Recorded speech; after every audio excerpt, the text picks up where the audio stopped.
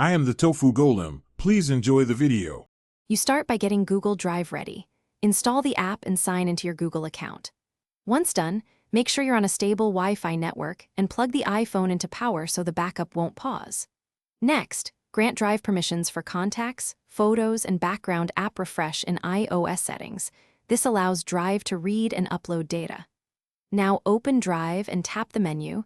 These initial steps let the app see your data and run the backup reliably. You'll now enable the actual iPhone backup inside Drive.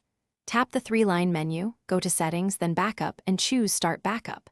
Select which items to include, contacts, calendar, and photos, and toggle them individually so you control bandwidth and storage use. Once you start, Drive uploads your first pass. Keep the app open and the phone powered so nothing is interrupted.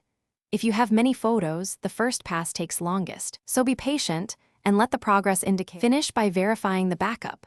Open Drive backup settings and confirm the latest backup date and a few file previews to ensure completeness. When restoring, sign into the same Google account on a new iPhone and follow the Drive restore prompts for contacts and photos. If something goes wrong, try this key troubleshooting tip. Make sure background app refresh is enabled, Drive has permission to use mobile data if needed, and that your Google account has enough storage. Then restart the app and retry the backup. Thanks for watching. Consider subscribing if we helped you today.